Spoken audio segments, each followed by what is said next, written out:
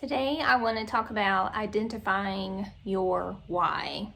So, a why statement is something that we write down when we are trying to make any kind of change, whether that be with your health, your fitness, your habits, your daily routine.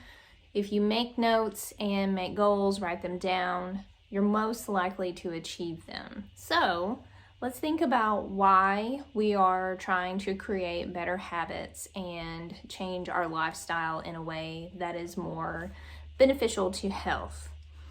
So, you probably already have a why statement, but you just don't know what it is. No one's ever challenged you on it. Think about the first time you thought about getting healthy. What event or what emotion triggered that? Now, it could be a negative thing like being in pain or being uncomfortable. It can also be an emotion that you have been feeling. Maybe you're feeling left out because your friends are able to go and play for a long time with their kids and you run out of energy. Maybe you're a grandparent and you want to be able to play with the grandkids, but you just can't get down on the floor.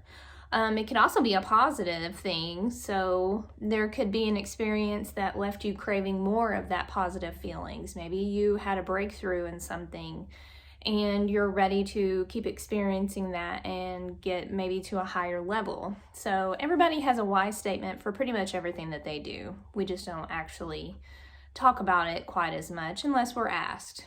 So now that you know what thoughts or feelings triggered your initiative to change, let's go ahead and write it down. Let's put it in writing. Let's make it real where we can see it and we can be held accountable. So once you figure out what event or what action or what thought or emotion has sparked your change, just jot it down on a piece of paper. Now, the next thing kind of gets tricky. I know that we don't like to talk about our feelings a whole lot. I'm not asking you to discuss this with me. I just want you to write down the feeling associated with your why. You want to do X because it makes you feel a certain way. So an example would be my personal why statement.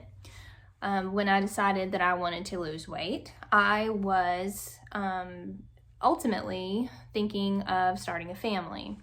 I was out of shape, I wasn't healthy, I was overweight, and I knew that pregnancy was going to be hard enough without adding those 3 negative factors on top of it.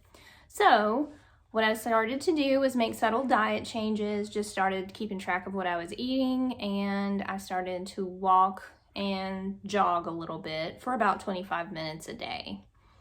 So my why statement was, I want to start a family because it was going to make me happy and fulfill my life. Okay?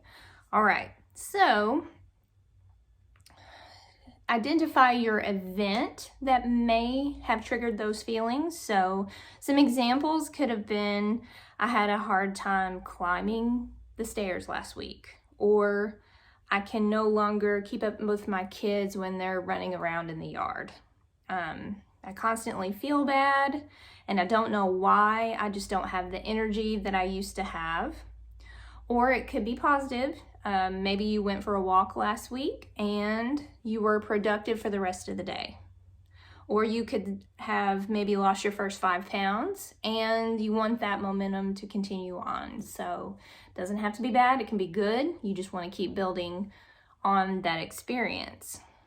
So the last part of this is I want you to think about where you want to be or the final goal that you want to achieve. So the key part of this is that it's going to benefit you. So if this is something that's going to benefit your family, that still may be a good motivator, but if ultimately you're going to benefit, then your family will benefit as well. So your why statement has to be only about you. So if someone has been pressuring you to start an exercise program and you just started it because they said so, you thought it might make them happy, you're going to be less likely to succeed.